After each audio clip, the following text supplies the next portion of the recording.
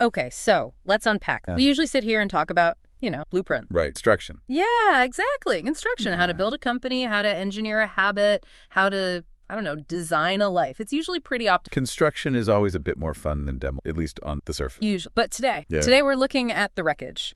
We're looking at a huge stack of research on what's being called the crash. And I want to be really clear right off the top. We are not just here to gossip about which celebrity had a bad week on Twitter. Oh, no, that's too easy. Yeah. And frankly, just boring. It doesn't tell you anything. Right. We're interested in the mechanics. Right. The actual engineering of a downfall. The how. The how. How does a massive, seemingly bulletproof legacy, something built over, decades, get completely dismantled? Sometimes it happens overnight. Sometimes it's more like a slow rot. Yeah. But looking at the sources we have in front of us today, it seems like there is actually a science to how these... There is. And that distinction you just made is it's vital. In the entertainment ecosystem, careers, historically, they ended in one of two ways. Okay. You retired to a winery in Napa or you died. That was pretty much it. Okay. But now we have this third path. The crash out. The crash out. It sounds violent. It is a collision. It's exactly that. It's what happens when the persona, the image a celebrity sells to you, collides with a reality that finally catches up to them. And the source material we have today, it breaks this down into 4 really distinct case studies. 4 very different failure modes. And what a list this is. I mean, talk about a dinner party from hell. Oh, wow. Yeah. We have Bill Burr, the legendary comedian. We have Andrew Tate, the internet personality. James Franco, the Hollywood actor, director, writer, everything. And Amanda Bynes, the former child star. It is an eclectic group, to say the least. Eclectic is being very polite. These people have almost nothing in common on the surface, so why are we grouping them together? Because if you're an engineer and you're looking at a bridge collapse, you don't really care about the color of the paint. You care about where it broke. You care about the stress, the structural failure. And these 4, they represent 4 distinct failure modes. We've got failure through hypocrisy, failure through delusion, failure through entitlement, and maybe the most tragic, failure through systemic exploitation. Okay, that frames it perfectly. I want to jump straight into that first one because I think for a lot of our listeners, this is going to be the hardest pill to swallow. Bill Burr. The truth teller. I love Bill Burr. I think most people listening probably appreciate his comedy, or at least they get what he does. Sure. He's the guy who says what you're thinking, but you're too afraid to say at work, But the research here suggests he is in the middle of his own crash out. It's a subtle one. It's a slow burn, but yes, all the signs are there. So the catalyst here is the Riyadh Comedy Festival. Well, I have to play devil's advocate for just... Please do. Entertainers go to questionable countries for big paycheck literally all the time. It's nothing new. It's part of the business model for a lot of them. Exactly. WWE does shows in Saudi Arabia. Formula One is there. Beyonce performed in Dubai. So why? Why does it stick to Bill Burr? Why is he the one getting all the heat for that? Is the million-dollar question, isn't it? Right. And to understand why it stuck to him and not, say, a random pop star, you have to look at the contract Burr signed with his audience. You mean the parasocial contract? I do. Every celebrity has an implicit agreement with their fans. If you're a pop star, your contract is probably something like, I will be glamorous, my songs will be catchy, and I'll stay generally inoffensive. If you break that, you lose. Yeah. But Bill Burr's contract was very, very specific. And what was that?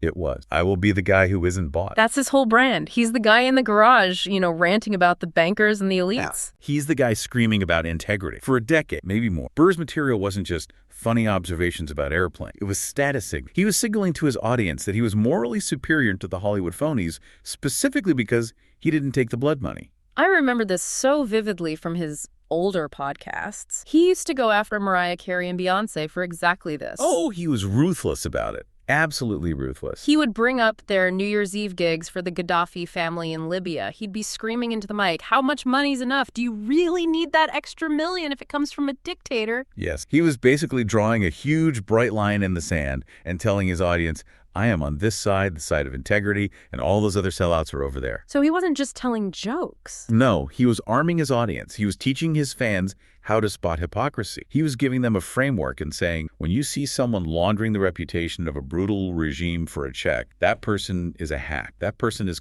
Which makes what happened next. So fast forward to the Riyadh Comedy. And there it is. The betrayal of authenticity. Yeah. This wasn't just, a gig at a comedy club in the Middle East. That's not what this was. Right. This was a state-backed festival. And the source material is crystal clear on this point. Critics, human rights group, they all viewed this event specifically as image laundering. Using culture as a PR tool. Exactly. It was culture being used as this soft-focused distraction from a deeply authoritarian reality. And the rules for the comedians were strict, right? This wasn't some kind of free speech zone. Oh, far from it. The reporting on it was pretty clear. No mocking the kingdom, no jokes about religion, no politics. Which is, I mean, that is the antithesis of Bill Burr. That's everything he's supposed to be against. It is the complete opposite of everything he ever preached. So when he took that check, he didn't just sell out in the way like a punk band sells out by licensing a song to a car commercial. This was different. This was a violation of the core tenet of his own declared philosophy. He became the very thing he had spent 10 years mocking.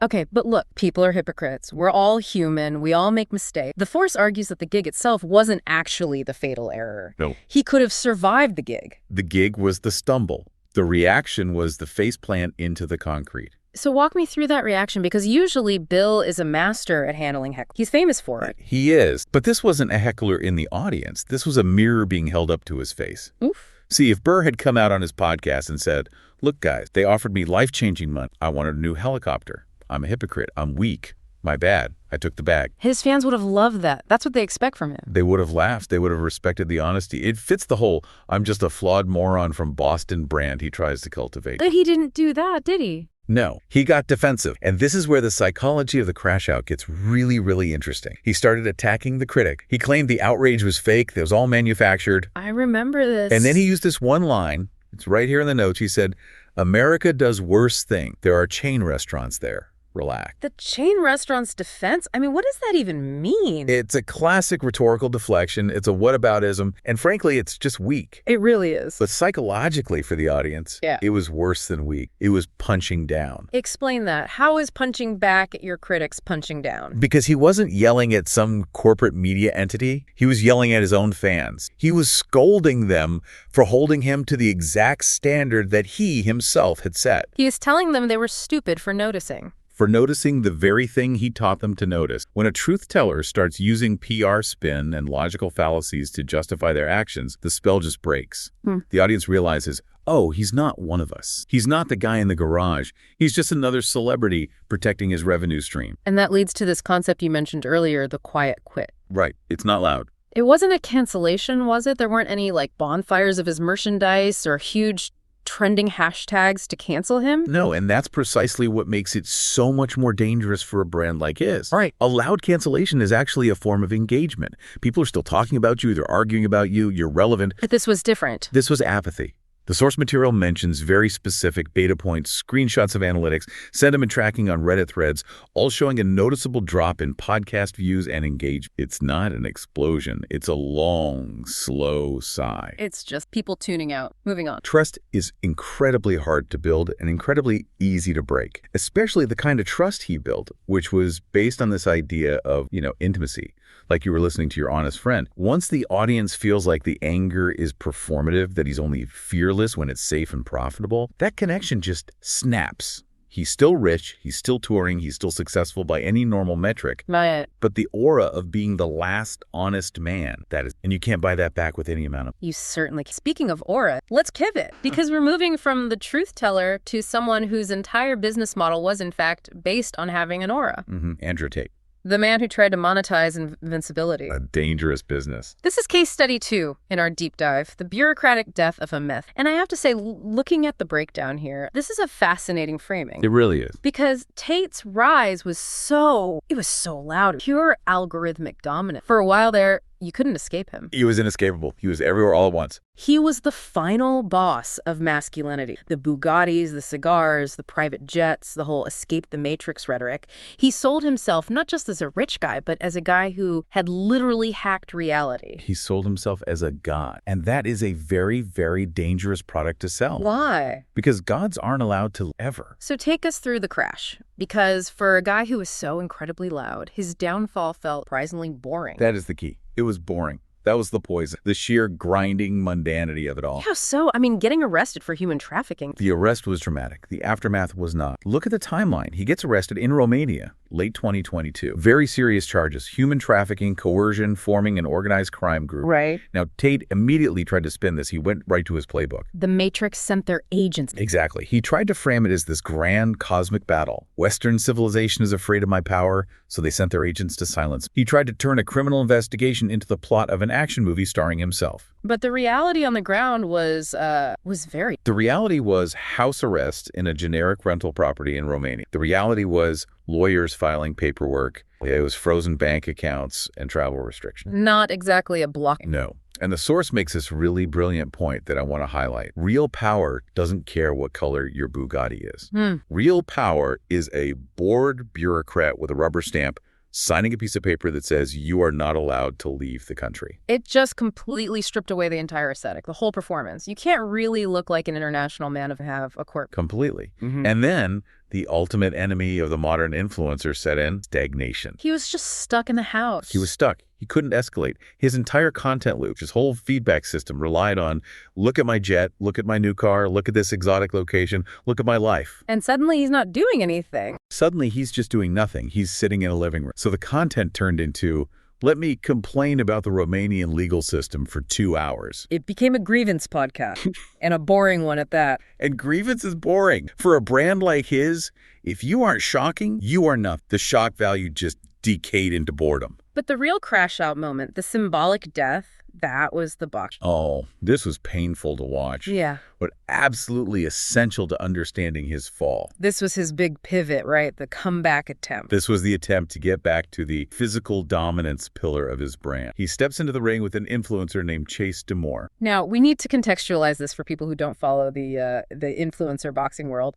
Chase Demore is not a professional fighter. Not even close. No. He's a reality TV guy. He was on a Netflix show called Too Hot to Handle. The source describes him perfectly as an influencer with zero aura. He's the goofy guy. He's not intimidating. He is the guy you are supposed to beat easily to prove a point, and Tate lost. He didn't just lose on points either. He looked bad. He looked tired. He looked winded. He looked human. And then, just like Bill Burr, he made the exact same fatal mistake aftermath, the cope. The cope. The excuses started flowing immediately before he'd even caught his breath. And this is coming from the man whose entire philosophy is built on catchphrases like, winners don't make excuses, and I am the top. The hypocrisy is just stag. He spent the next month explaining that he got tired after the second round, that his opponent was too heavy, that he was secretly injured, that the rules were unfair. It was a complete reality distortion field. But the field failed. The signal broke. You simply cannot build a religion on the principle of owning your failures, and then at the first sign of your own, refuse to own it. It destroyed the entire philosophy. He became the emperor with no clothes. Standing there, shivering,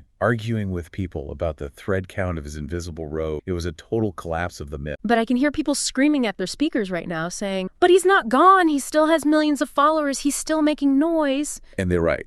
He isn't gone, but the myth is gone. The boogeyman version of Andrew Tate, the one that parents and teachers were terrified of, that's dead. So what's left? What's left is just a guy fighting legal battles in Eastern Europe and explaining online why his losses don't really count. And that is a crash out. When the fear and the awe completely evaporate, all you have left is the noise. It really does highlight the danger of branding yourself as invincible. You leave yourself absolutely zero room for error. Perfection is a very fragile shield. One tiny crack and the whole thing just shatters into a million. Speaking of fragile shields, let's move over to Hollywood. Case study 3, James Franco. The collapse of indulgence. This feels different because Franco wasn't selling truth like Bill Burr, and he definitely wasn't selling power like Andrew. Right. He was selling art with a capital A. The eccentric genius shield. This is a very specific Hollywood dynamic, and it's fascinating to dissect when you see how it works. I remember the peak Franco era. It honestly felt like he was trolling the entire industry with how much he was doing at once. He was frantic. It was a kind of productive chaos. He was acting in massive blockbusters like Spider-Man and then turning around and directing these obscure experimental indie movies. Then writing a book of poetry. Then teaching graduate-level film classes at NYU and USC all at the same time. And famously sleeping in class while he was supposed to be teaching. Right. But here's the thing that's so wild. The industry ate it up. They loved it. Why? Why did they indulge that? Because Hollywood and the creative industries in general have this tendency to interpret confusion as depth. Say more about that. There's an unwritten rule. If you are incredibly productive and just a little bit messy and weird, people will assume you must be a genius. They don't understand what you're doing, so it must be profound. So they indulged him. Oh, that's just James being James. It was a cover.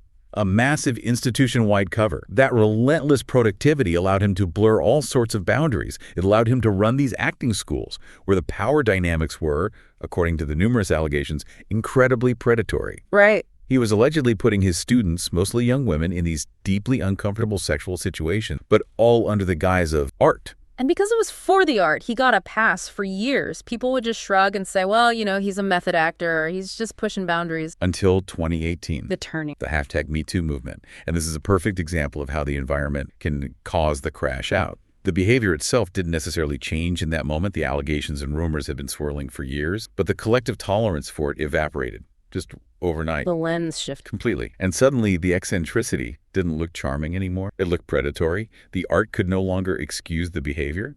The shield was gone. And his cancellation was, it was weirdly quiet. It wasn't like the Tate situation where he was fighting back on Twitter every day. He just sort of vanished. He did. It was the soft cancel. The source material calls it retroactive amnesia, which is a term I absolutely... Perfect description of what happened. Hollywood quietly, collectively rewrote its own history. Yeah. They all just pretended that the warning signs, which had been there for years, were never really there. The industry just decided as one, okay, we're done with this experiment. We're done pretending this behavior is genius. But here's the part that confused. Other people have come back from huge scandals. Mel Gibson came back. Louis C.K. is touring stadiums again. People come back. Why is James Franco still stuck in this kind of limbo? Because of what the research calls the trap of the persona. This is the key insight for his case. You can't separate the art from the artist when the artist is the art. Okay. Break that. All right. Mel Gibson is a distinct entity from the movie Lethal Weapon. You can still like the movie and think the guy is terrible. The art stands on its own. But James Franco's primary product was himself. He wasn't really selling his acting chop. He was selling the James Franco experience. The chaotic, intellectual, boundary-pushing personality was the commodity. So when that personality is revealed to be, tainted... the entire value proposition hits zero. There is no work to fall back on that's separate from him. Now, he isn't shocking enough to be a compelling, controversial figure, but he isn't trusted enough to be hired for a mainstream project. He's just irrelevant. And in show business, irrelevance is so much worse than being hated. You can market hatred. You can build a comeback story around it. You can't market indifferent. That is just brutal. It's like the entire industry just woke up one day and said, actually, you know what? We're not this anymore. It collapsed because the indulgence collapsed. He was only safe as long as the industry wanted to buy the artistic genius narrative. Once that market dried up, he was left with nothing but the allegation. Okay, so we have one final case study, and I really want to shift the tone here because the source material makes a deliberate point. Treat this one very different. It's important that we do. This isn't a villain story. This is a tragedy. Amanda Bynes. The industrial grinder. This is the hardest one to look at, honestly, because unlike the others, we all watched this happen in real time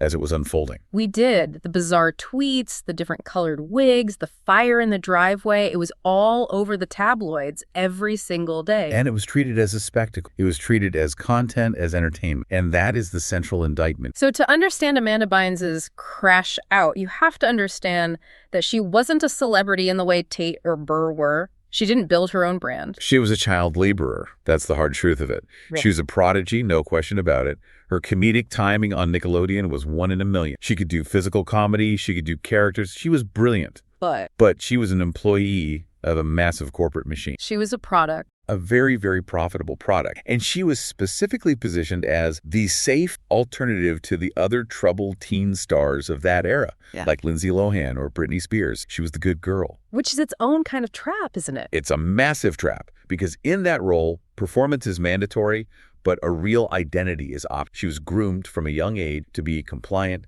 to hit her marks, to be the product. And then she tried to do the one thing the product is never supposed to do. She tried to quit. They opt out. In the mid-2000s, tried to walk away. She said she was done. She wanted out of it. And that is the precise moment the public unraveling began. The breakdown. Which was so clearly a profound mental health crisis. We know now about the bipolar diagnosis and other issues she was struggling with. But just look at the contrast with James Franco. Okay. Franco was protected for years, despite serious rumors of predatory behavior, because he was seen as valuable and artistic. Bynes was a young woman in a very visible crisis, and the protection from the industry vanished. The source calls it systemic abandonment. That phrase just hits hard. When she stopped being profitable, and more importantly, when she stopped being compliant, the industry just discarded her. The system that built her had no mechanism for handling a product that stops working correct. It infantilized her into adulthood and then just let her go when she broke. It really feels like she didn't fail Hollywood. Hollywood finished using her and threw her away. That is the tragic reality of her story. She lives a quiet life now after her conservatorship ended. She isn't doing big comeback interviews or redemption tours. She seems to just want... And honestly, good for her. Absolutely. But her story shows that a crash out isn't always the fault of the individual's choices or hypocrisy. Sometimes the crash is the inevitable designed result of the machine you were put into as a child. So we've looked at 4 incredibly different Bill Burr, Andrew Tate, James Franco, Amanda Bynes. We've covered hypocrisy, delusion, entitlement, and exploitation. But when we step back and look at the whole board, is there a unifying theory? What is the true anatomy of the crash out? If you synthesize all of it, it all comes down to one core concept. The research calls it the expectation gap. The expectation gap. Explain that. A celebrity's career, their brand, it only survives as long as the reality of who they are matches the perception of who they sell themselves. Yeah. The moment a significant gap opens up between those two things, gravity takes over. The whole structure becomes unstable. Okay, so walk me through it with our 4 subjects. All right. Bill Burr. He sold the perception of being the ultimate truth teller. But the reality was he acted like a defensive politician when his own hypocrisy pointed out. That's a gap. Got it. Andrew Tate. He sold the perception of invincibility, of being a god. The reality was he lost a boxing match to a reality TV star and then made a bunch of excuses. Massive, massive gap. He sold the perception of the eccentric genius, that his weirdness was profound art. The reality, as alleged, was that it was a cover for predatory behavior. The art shield could no longer bridge that gap. And finally, Bynes. She was sold as a product of wholesome stability, the happy-go-lucky Nickelodeon girl. The reality was she was a struggling human being crumbling under the pressure. The gap between the product and the person became too wide to sustain. And the audience. We fall into that gap. That's where the trust is lost. We do.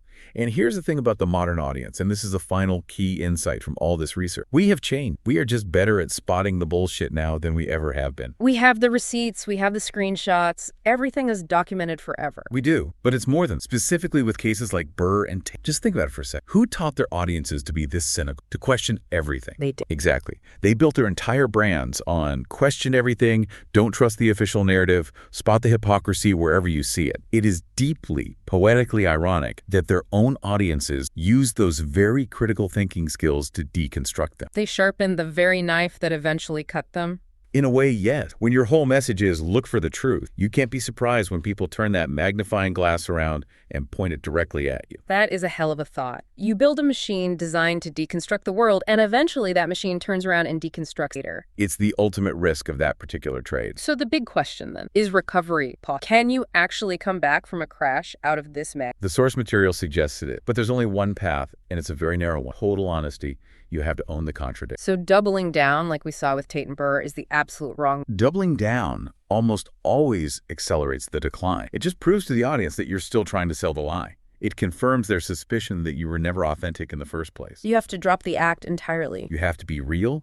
You have to be vulnerable. Vulnerability is the only currency that can restore trust once it's been broken. And when your entire brand is built on I am never vulnerable, well, you're in a very tough spot. This has been a really intense look at the mechanics of fame failure. It really does make you look at the headline. It certainly does. It stops being just celebrity drama and starts looking a lot more like structural failure, like that bridge we were talking. Before we go, I want to leave our listeners with one final provocative thought. We so often talk about cancel culture or online mobs coming for these celebrities. Frame it like it's this external wave to the matter. Right. The classic the internet came from. But looking at these cases, especially with Burr, Tate, and Franco, was it actually the mob? Or was it, in the end, the celebrity's own philosophy that turned around and cannibalized them? Did they trip a wire that they set themselves? Something to think about the next time you see a celebrity trending for all the wrong reasons. Thanks for diving in with us today. Always a pleasure. Think about who you trust out there, and more importantly, why you trust them.